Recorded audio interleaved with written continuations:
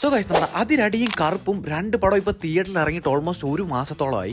അതിരടിയാണെങ്കിൽ ഇപ്പോൾ ഓൾമോസ്റ്റ് 65 കോടിക്ക് മേളിൽ കളക്ഷൻ കാര്യങ്ങളൊക്കെ ആയിട്ടുണ്ട്. അതുപോലെ തന്നെ കറുപ്പിന്റെ കാര്യം നോക്കുവാണെങ്കിൽ കറുപ്പ് ഇപ്പം 300 കോടിക്ക് മേളിൽ കളക്ഷൻ കാര്യങ്ങളൊക്കെ എടുത്ത് സൂര്യയുടെ കരിയറിൽ തന്നെ ഹയസ്റ്റ് ഗ്രോസ് ഫിലിമാണ് ഇപ്പം. രണ്ട് പടം കൊമേഴ്ഷ്യലി സക്സസ് ആണ്. പക്ഷെ അതേസമയം രണ്ട് പടത്തിനും ഒരുപാട് മിക്സ്ഡ് റിവ്യൂസ് കാര്യങ്ങളൊക്കെ വന്നായിരുന്നു. ഒരു സിനിമ ഇറങ്ങുമ്പോൾ അതിന് മിക്സ്ഡ് റിവ്യൂസ് കാര്യങ്ങളൊക്കെ വരുന്ന ഒരിക്കലും ഒരു പുതിയ കാര്യമല്ല. പക്ഷെ അതേസമയം അതിരടി എന്ന് പറയുന്ന സിനിമ ഒരു നെഗറ്റീവ് ക്യാമ്പയിൻ ഫേസ് ചെയ്തിട്ടുണ്ടെന്ന് കുറെ ആൾക്കാർ പറയുന്നു.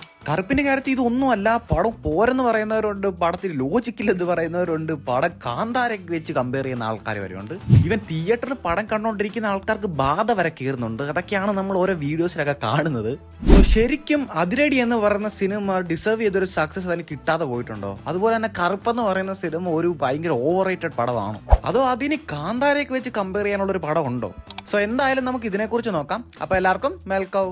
സോ ആദ്യം തന്നെ നമുക്ക് നമ്മുടെ അതിരടിയുടെ കാര്യം നോക്കാം. അതിരടി ഞാൻ ഫസ്റ്റ് ഡേ തിയേറ്ററിൽ പോയി കണ്ട പടമാണ്. എനിക്ക് പ്രത്യേകിച്ച് എക്സ്പെക്ടേഷനോ കാര്യങ്ങളോ ഒന്നും ഇല്ലായിരുന്നു. പക്ഷെ പടം കണ്ടിറങ്ങിയപ്പോൾ എനിക്ക് ഒരു എബോ ആവറേജ് എക്സ്പീരിയൻസ് മാത്രമാണ് കിട്ടിയത്. പടത്തിൽ കുറേ കാര്യങ്ങളൊക്കെ എനിക്ക് വർക്കായി. പക്ഷെ അതേസമയം കുറേ കാര്യങ്ങളൊക്കെ ക്രിഞ്ച് അടിച്ചു. അത്യാവശ്യം നല്ലൊരു ക്രൗഡിന്റെ കൂടെ ഇരുന്ന് കണ്ടിരുന്നെങ്കിൽ പടം കുറെ കൂടെ ഒക്കെ നല്ലൊരു എക്സ്പീരിയൻസ് എനിക്ക് തന്നേനെ എന്നാണ് എനിക്ക് തോന്നുന്നത്. ഇത് ഞാൻ വേറൊന്നും കൊണ്ട് പറഞ്ഞതല്ല. ആകെ 4-5 പേരെ ഉള്ളായിരുന്നു ഞാൻ പടം കണ്ടപ്പോൾ. ഒരു എന്റർടൈനർ പടം നമുക്ക് നല്ലൊരു തിയേറ്റർ എക്സ്പീരിയൻസ് കിട്ടണമെങ്കിൽ ഒരു ക്രൗഡ് വേണമെന്ന് വിശ്വസിക്കുന്ന ഒരാളാണ് ഞാൻ. സോ ഒരു ക്രൗഡ് ഉണ്ടായിരുന്ന കുറച്ചുകൂടി നല്ലൊരു എക്സ്പീരിയൻസ് എനിക്ക് കിട്ടിയേനെ. അതെന്തെങ്കിലും ആവട്ടെ, നമ്മൾ പറയാൻ വന്ന കാര്യം ഇതൊന്നുമല്ല. അതിരടി നേരിട്ട ഹേറ്റ് ക്യാമ്പയിനെ പറ്റിയാണ് നമ്മൾ പറയാൻ വേണ്ടി വന്നത്. സോ ഇത് നമ്മുടെ ഒരു സബ്സ്ക്രൈബർ ഇട്ടൊരു കമന്റ് ആണ്. ആള് പറയുന്നതെന്ന് വെച്ച് കഴിഞ്ഞാൽ അതിരടിക്കെതിരെ ഒരു നെഗറ്റീവ് ക്യാമ്പയിൻ വരുന്നുണ്ട്, അതുകൊണ്ട് തന്നെ ആ പടം ഡിസേർവ് ചെയ്തൊരു സക്സസോ കളക്ഷനോ ഒന്നും ആ പടത്തിന് കിട്ടിയിട്ടില്ലെന്നാണ്. സോ ഇതിനെക്കുറിച്ച് പറയുവാണെങ്കിൽ എന്റെ ഒരു ഒപ്പീനിയനിൽ അതിരടിക്കെതിരെ ഒരു ഹേറ്റ് ക്യാമ്പയിൻ വന്നൊന്നും എനിക്ക് ഇതുവരെ തോന്നിയിട്ടില്ല. പടത്തിന് നല്ല രീതിക്ക് മിക്സ്ഡ് റെസ്പോൺസ് കാര്യങ്ങളൊക്കെ വന്നിരുന്നു. ബട്ട് ഫസ്റ്റ് ഡേ ഒക്കെ ആയിരുന്നു ഭയങ്കര മിക്സ്ഡ് റെസ്പോൺസ് വന്നുകൊണ്ടിരുന്നത്. അത് കഴിഞ്ഞപ്പോഴത്തേന് പിന്നെ അത്യാവശ്യം കുറെ കൂടെ ആൾക്കാർ കയറിയെന്ന് എനിക്ക് തോന്നുന്നു. ആള് കയറിയില്ലെങ്കിൽ പടം ഒരിക്കലും 65 കോടിയൊന്നും കളക്ഷൻ നടത്തില്ലല്ലോ. എന്തായാലും പടത്തിന് ഫസ്റ്റ് ഡേ എന്തുകൊണ്ടായിരിക്കും ഇത്രയധികം മിക്സ്ഡ് റെസ്പോൺസ് കാര്യങ്ങളൊക്കെ വന്നതെന്ന് ചോദിക്കുകയാണെങ്കിൽ എനിക്കൊരു പ്രോപ്പർ ഉത്തരവുണ്ട്. വേറൊന്നും അല്ല, പടത്തിന് വേണ്ടി ഇവർ ചെയ്ത PR ബാക്ക് ഫയർ ചെയ്തതാണ് കാര്യം. ഓക്കെ, അപ്പൊ PR എന്ന് പറയുമ്പോഴത്തേന് ഞാൻ ഇന്റർവ്യൂസിനെ കുറിച്ചിട്ടല്ല പറയുന്നത്. ശരിക്കും പറഞ്ഞ ഇന്റർവ്യൂസിന്റെ പേരിലൊക്കെ കുറെ കാര്യങ്ങളൊക്കെ ഇങ്ങനെ നടക്കുന്നുണ്ടായിരുന്നു. പക്ഷെ അതൊന്നും പടത്തിനെ എഫക്ട് ചെയ്യുന്ന പോലത്തെ കാര്യങ്ങളല്ലായിരുന്നു. കാരണം മെയിൻലി ബേസിൽ ഇരുന്നുകൊണ്ട് ചളി പറയുന്നതെന്ന് പറഞ്ഞുകൊണ്ട് കുറെ ആൾക്കാർ അവിടെ ഇവിടെ ഒക്കെ കമന്റ് ഒക്കെ ഇടുന്ന ഞാൻ കണ്ടായിരുന്നു. ഓക്കെ, അതെന്തായാലും പടത്തിനെ ബാധിക്കുന്ന ഒരു കാര്യമല്ല. പക്ഷെ ഞാൻ പറയുന്ന PR എന്ന് വെച്ചാൽ നമ്മുടെ ട്വിറ്ററിലൂടെ നടന്ന PR വർക്കാണ്. മൂവി അപ്ഡേറ്റ്സ് കാര്യങ്ങളൊക്കെ ഫോളോ ചെയ്യുന്ന ഒരാളാണ് നിങ്ങളെങ്കിൽ നിങ്ങൾക്ക് ഉറപ്പായിട്ടും ഇതിനെക്കുറിച്ച് അറിയാൻ പറ്റും. പക്ഷെ നിങ്ങളൊരു മൂവി അപ്ഡേറ്റ്സ് കാര്യങ്ങളൊന്നും ഫോളോ ചെയ്യാത്ത, ഒരു സിനിമ തിയേറ്ററിൽ ഇറങ്ങുമ്പോഴത്തേന് ആൾക്കാർ നല്ലതെന്ന് പറയുമ്പോൾ മാത്രം തിയേറ്ററിൽ പോയി കാണുന്ന ഒരാളാണെങ്കിൽ നിങ്ങൾ ഇതിനെക്കുറിച്ച് അറിയാൻ അത്ര സാധ്യതയില്ല. അതായത് ട്വിറ്ററിലൂടെ ഈ പടത്തിന് വേണ്ടി നടന്ന PR വർക്ക് എന്ന് പറയുന്നത് ചെറുതൊന്നുമല്ല. ഈ അടുത്തൊന്നും ഇത്രയധികം PR വർക്കുള്ള ഒരു പടം ഇറങ്ങിയിട്ടില്ല. നമ്മുടെ ട്വിറ്ററിൽ ഒരുപാട് മൂവി അപ്ഡേറ്റ്സ് കാര്യങ്ങളൊക്കെ ഷെയർ ചെയ്യുന്ന പേജസ് ഉണ്ട്. അതിൽ തന്നെ ഒരുപാട് ട്രസ്റ്റഡ് ആയിട്ടുള്ള പേജസ് ഉണ്ട്. മെയിൻലി ഏറ്റവും കൂടുതൽ ആൾക്കാർ ഈ മൂവി അപ്ഡേറ്റ്സിനെ കുറിച്ചൊക്കെ നോക്കുന്നത് ഇങ്ങനെയുള്ള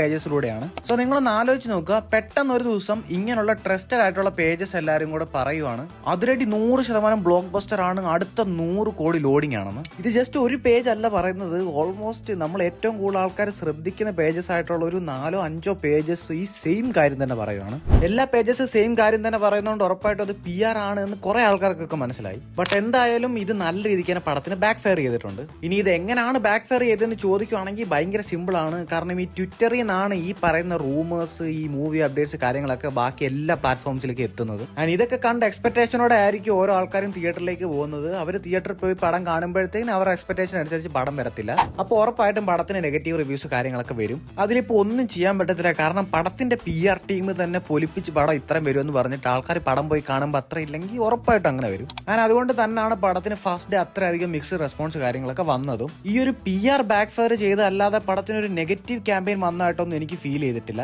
കാരണം ഫസ്റ്റ് ഡേ ഇത്ര വലിയ മിക്സ്ഡ് റെസ്പോൺസ് കാര്യങ്ങളൊക്കെ വന്നു കഴിഞ്ഞ് മറ്റുള്ള ദിവസങ്ങളിലും വലിയൊരു ഡിഫറൻസ് ഒന്നും റിവ്യൂസിൽ കാര്യങ്ങളൊന്നും വന്നിട്ടില്ല. കുറച്ചുകൂടെയൊക്കെ മെച്ചപ്പെട്ടെന്നല്ലാതെ ഒരു ഭയങ്കര പോസിറ്റീവ് റെസ്പോൺസ് കാര്യങ്ങളൊന്നും അത് കഴിഞ്ഞിട്ടുള്ള ദിവസങ്ങളിലും വന്നിട്ടില്ല. ഓൾമോസ്റ്റ് ഒരു മിക്സ്ഡ് റെസ്പോൺസ് ഒക്കെ തന്നെ ആയിരുന്നു. സോ അതിരടിയുടെ കാര്യത്തിൽ ഒരിക്കലും പടത്തിന് ഹേറ്റ് ക്യാമ്പയിനോ കാര്യങ്ങളൊന്നും വന്നിട്ടില്ല. പടത്തിന്റെ PR ടീം എടുത്ത പണി ബാക്ക് ഫയർ ചെയ്തതാണ്. അപ്പൊ അതിരടിയെ കുറിച്ച് അത്രയൊക്കെ പറയാനുള്ളൂ. ഇനി നമുക്ക് നമ്മുടെ കറുപ്പിന്റെ കാര്യം നോക്കാം. നമ്മുടെ അതിരടിയുടെ കാര്യം പറഞ്ഞതുപോലെ തന്നെ ഈ പടവും ഞാൻ ഫസ്റ്റ് ഡേ തിയേറ്ററിൽ പോയി കണ്ട ആളാണ്. മൊത്തത്തിൽ പറയുകയാണെങ്കിൽ പടം പടം എനിക്കൊരു എബോ ആവറേജ് എക്സ്പീരിയൻസ് മാത്രമാണ് തന്നത്. പക്ഷേ പടത്തിന്റെ തിയേറ്റർ എക്സ്പീരിയൻസ് അത് വേറെ ലെവലായിരുന്നു.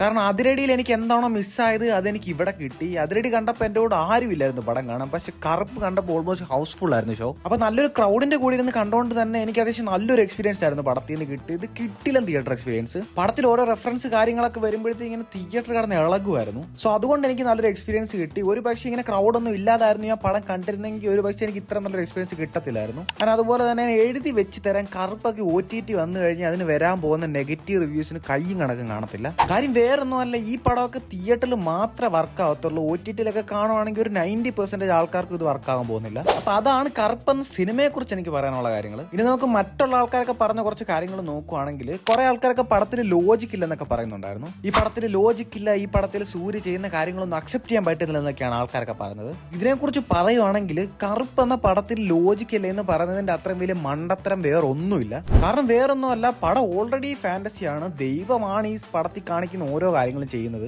അങ്ങനെ ഒരു സ്റ്റോറിയിൽ ലോജിക്ക് നോക്കുന്നതേ മണ്ടത്തരമാണ്. അത് പോരാതെ ചിലരൊക്കെ പറയുന്നത് സൂര്യ ചെയ്യുന്ന കാര്യങ്ങളൊന്നും വിശ്വസിക്കാൻ പറ്റുന്നില്ലെന്ന്. അത് അതിലും വലിയ മണ്ടത്തരം. കാരണം പടത്തിൽ ലിറ്ററലി സൂര്യ ദൈവമാണ്. അപ്പൊ തന്നെ അവിടെ ലോജിക്കിന് ഒരു പ്രാധാന്യമേ ഇല്ല. കാരണം സൂര്യ ദൈവമാണ്, പുള്ളിക്ക് എന്തും ചെയ്യാൻ പറ്റും. അപ്പൊ പിന്നെ ഈ പടത്തിൽ ലോജിക്ക് ഇല്ലെന്ന് പറയുന്നത് വെറും മണ്ടത്തരമാണ്. പിന്നെ ചില സീനൊക്കെ എടുത്ത് വെച്ചേക്കുന്നതിൻ്റെ അകത്ത് നമുക്ക് ചില ലോജിക്കൽ എറേഴ്സ് ഒക്കെ കാണാൻ പറ്റും. ലൈക്ക് പടത്തിൽ ഒരു സീനിൽ ഒരു കാർ സൂര്യ ഇങ്ങനെ മുറിക്കുന്നുണ്ട് രണ്ടായിട്ട്. എന്നിട്ട് ആ കാർ ഇങ്ങനെ രണ്ട് വശത്തേക്ക് നീങ്ങി മാറും. എന്നിട്ട് നെക്സ്റ്റ് ഷോട്ട് കാണിക്കുമ്പോൾ ആ കാർ കാണത്തില്ല. അത് കഴിഞ്ഞുള്ള ഷോട്ട് പിന്നെയും കാർ വരും. ഇതൊക്കെ ഓരോ ലോജിക്ക് മിസ്റ്റേക്സ് ആണ്. ഇതൊക്കെ പറയുവാണെങ്കിൽ നമുക്ക് അംഗീകരിക്കാൻ പറ്റും. അല്ലാതെ സൂര്യ ചെയ്യുന്ന കാര്യങ്ങളൊന്നും വിശ്വസിക്കാൻ പറ്റുന്നില്ല എന്നൊക്കെ പറഞ്ഞാൽ വെറും മണ്ടത്തരമാണ്. ചില ആൾക്കാരൊക്കെ ഈ പടത്തെ കമ്പയർ ചെയ്യുന്നത് കാന്താര വെച്ചിട്ടാണ്. സത്യം പറഞ്ഞാൽ കറുപ്പൊന്നും കാന്താര വെച്ച് കമ്പയർ ചെയ്യാനേ പറ്റാത്തൊരു പടമാണ്. കറുപ്പെന്ന് പറയുന്ന ഒരു പ്രോപ്പർ മാസ് മസാല പടമാണ്. കുറെ റെഫറൻസ് കാര്യങ്ങളൊക്കെയുള്ള ഫാൻസിന് വേണ്ടി എടുത്തേക്കുന്ന പോലത്തെ ഒരു പടം. ഈ ഒരു പടത്തിൽ ഒരു ഫോക്ക് ലോറും ഫാന്റസി എലമെന്റ്സും ഈ ദൈവം എന്നൊക്കെ പറഞ്ഞൊരു സംഭവം കാണിക്കുന്നത് കൊണ്ട് മാത്രമാണ് ഈ പടം എടുത്ത് കാന്താരയൊക്കെ ആയിട്ട് ആൾക്കാർ കമ്പയർ ചെയ്യുന്നത്. ഒരു ഫോക്ക് ലോറും ദൈവവും ഫാന്റസി എലമെന്റ് ഒക്കെ ഉണ്ടെന്ന് പറഞ്ഞിട്ട് ഉടനെ പടം എടുത്ത് കാന്താരയായിട്ട് കമ്പയർ ചെയ്യാനുള്ളതൊന്നുമില്ല. കാരണം കാന്താര എന്ന് പറഞ്ഞൊരു വെൽ മെയ്ഡ് ആയിട്ടുള്ള സാധനമാണ്. അതിപ്പോ ഫസ്റ്റ് പാർട്ട് ആണെങ്കിലും സെക്കൻഡ് പാർട്ട് ആണെങ്കിലും. കാന്താരയിൽ കൊമേഴ്ഷ്യൽ എലമെന്റ്സ് കാര്യങ്ങളൊക്കെ ഉണ്ട്. പക്ഷെ അവർ ആ പടം എടുത്ത് വെച്ചേക്കുന്ന ആ ഡിവോഷണൽ എലമെന്റ്സ് ഒക്കെ കാണിച്ചേക്കുന്ന നല്ല വൃത്തിക്കാണ്. ആ പടത്തിൽ അവർ എല്ലാ കാര്യങ്ങളും കറക്റ്റ് ആയിട്ടാണ് എസ്റ്റാബ്ലിഷ് ചെയ്തേക്കുന്നത്. നമ്മുടെ ആ ഫോക്ലോർ പരിപാടിയൊക്കെ നല്ല വൃത്തിക്കാണ് ഇതിൽ കാണിച്ചു വെച്ചേക്കുന്നത്. ബട്ട് അതേസമയം നമ്മൾ കറുപ്പിനെ കുറിച്ച് നോക്കുവാണെങ്കിൽ ഇത് ഇങ്ങനെ ഒരു പടവേ അല്ല. ഫോക്ലോർ പരിപാടി കാര്യങ്ങളൊക്കെ ഉണ്ട്. ശരിയാണ്, കറുപ്പ് സാമിയൊക്കെയാണ് പടത്തിൽ വരുന്നത്. പക്ഷെ അതൊന്നും അവർ മര്യാദക്ക് എസ്റ്റാബ്ലിഷ് ചെയ്തിട്ടില്ലെന്നാണ് എൻ്റെ ഒരു ഒപ്പീനിയൻ. കാരണം അവർ ആ പടം എടുത്തേക്ക് അങ്ങനെ ഒരു ഡിവോഷണൽ ആക്കി ചെയ്യാൻ വേണ്ടിയിട്ടുള്ളതല്ല. ഇതൊരു പ്രോപ്പർ കൊമേഴ്ഷ്യൽ പടമാണ്. കുറെ റെഫറൻസ് പരിപാടികളൊക്കെ ഉള്ള ഒരു പ്രോപ്പർ കൊമേഴ്ഷ്യൽ പടം. അല്ലാതെ അതിന് മേളിൽ ഒരു ഫോക്ലോർ ഉണ്ടെന്ന് പറഞ്ഞിട്ട് കാന്താരയൊക്കെ വെച്ച് കമ്പയർ ചെയ്യുന്നത് വെറും മണ്ടത്തരമാണ്. സോ ഓവറോൾ പറയുകയാണെങ്കിൽ കറുപ്പ് എന്ന് പറയുന്ന ഒരു എബോ ആവറേജ് പടമാണ്. തിയേറ്ററിൽ കാണുന്നവർക്ക്, തിയേറ്ററിൽ നല്ലൊരു ഓഡിയൻസിനൊക്കെ കൂടെ കാണുവാണെങ്കിൽ ഒരു എബോ ആവറേജ് ഫീൽ കിട്ടും. OTT ഒക്കെ വന്നിട്ട് കാണാൻ വേണ്ടി ഇരിക്കുവാണെങ്കിൽ അതും കിട്ടാൻ പോകുന്നില്ല. ഓക്കെ, അപ്പൊ അതാണ് പടം. അല്ലാതെ കാന്താര ഒന്നും വെച്ച് കമ്പയർ ചെയ്യാനുള്ള ഐറ്റം ഇല്ല. അപ്പൊ അതാണ് കറുപ്പിനെ കുറിച്ച് എനിക്ക് പറയാനുള്ളത്. വീഡിയോ ഇഷ്ടപ്പെട്ടാൽ എല്ലാവരും ഇപ്പൊ തന്നെ ഒന്ന് ചാനൽ സബ്സ്ക്രൈബ് ചെയ്തേക്കാം. ഈ വീഡിയോ നമ്മൾ ചെയ്തത് നമ്മുടെ 2 സബ്സ്ക്രൈബേഴ്സ് ചെയ്ത 2 ഡിഫറെന്റ് കമന്റ്സ് വെച്ചിട്ടാണ്. ശരിക്കും 2 ഡിഫറെന്റ് വീഡിയോ ആയിട്ട് ചെയ്യേണ്ട കാര്യമാണ്. പക്ഷെ 2 പടം ഓൾമോസ്റ്റ് സിമിലർ ഡേയ്സിലൊക്കെ ഇറങ്ങിയതുകൊണ്ട് നമ്മൾ ഒറ്റ വീഡിയോ ആയിട്ട് ചെയ്തു എന്ന് മാത്രം. ആൻഡ് ഗൈസ്, വേറൊരു കാര്യം കൂടെ ഉണ്ട്. നമുക്കൊരു പുതിയ സീരീസ് ഓഫ് വീഡിയോസ് ചെയ്യാൻ വേണ്ടിയിട്ടുള്ള പ്ലാൻ ഉണ്ട്. അതായത് അണ്ടർറേറ്റഡ് ആക്ടേഴ്സിനെ പറ്റി, മെയിൻലി അണ്ടർറേറ്റഡ് ആയിട്ടുള്ള ആക്ടേഴ്സിന്റെ കരിയർ അനാലിസിസ് പരിപാടിയൊക്കെ. അപ്പൊ നിങ്ങൾക്ക് ഏത് ആക്ടറിന്റെ ആ വീഡിയോസ് ആണ് വേണ്ടതെന്ന് ഉറപ്പായിട്ട് കമന്റ് ചെയ്യുക. അപ്പൊ നമ്മൾ അതനുസരിച്ചായിരിക്കും വീഡിയോസ് ചെയ്യുന്നത്. അപ്പൊ അത്രയൊക്കെയുള്ള കാര്യങ്ങൾ. ഇവിടെ വരെ വീഡിയോ കണ്ടിട്ട് ഇതുവരെ സബ്സ്ക്രൈബ് ചെയ്യാത്ത ആരെങ്കിലും ഉണ്ടെങ്കിൽ ഇപ്പൊ തന്നെ സബ്സ്ക്രൈബ് ചെയ്തേക്ക്. പിന്നെ കമന്റ് ചെയ്യുന്ന കാര്യം മറക്കണ്ട, അണ്ടർറേറ്റഡ് ആക്ടേഴ്സിന്റെ പേരോട് കമന്റ് ചെയ്തേക്ക്. അതുപോലെ തന്നെ വീഡിയോ എല്ലാവരും ഒന്ന് ലൈക്ക് അടിച്ചേക്ക്. നമ്മുടെ ടെലിഗ്രാം ഗ്രൂപ്പിന്റെ ലിങ്ക് ഞാൻ ഡിസ്ക്രിപ്ഷനിലും കമന്റ് ബോക്സിലും ഒക്കെ കൊടുത്തേക്കാം. താല്പര്യമുള്ളവർ അവിടെയും കൂടെ ഒക്കെ ഒന്ന് ജോയിൻ ചെയ്യാം. നമ്മൾ മൂവി അപ്ഡേറ്റ്സ് കാര്യങ്ങളൊക്കെ അവിടെ പോസ്റ്റ് ചെയ്യുന്നതായിരിക്കും. അതുപോലെ തന്നെ പുതിയ സിനിമകളൊക്കെ ഇറങ്ങുമ്പോഴത്തേന് ഞാൻ പോയി കാണുവാണെങ്കിൽ അതിനെക്കുറിച്ചുള്ള എന്റെ ഒപ്പീനിയൻസ് അവിടെ പറയുന്നതായിരിക്കും. ലൈക്ക് ഒരു റിവ്യൂ പോലെ നിങ്ങൾക്ക് നിങ്ങളുടെ ഒപ്പീനിയൻസ് കാര്യങ്ങളൊക്കെ അവിടെ ഇടാവുന്നതാണ്. അപ്പൊ താല്പര്യമുള്ളവർ ഉറപ്പായിട്ട് ജോയിൻ ചെയ്യാം. സോ ഗൈസ്, അത്രയൊക്കെ ഉള്ള കാര്യങ്ങൾ. അപ്പൊ ശരി എന്നാ, ഓക്കെ, ബൈ. തൽക്കാലം ഇത്രയും മതി. വരട്ടെ.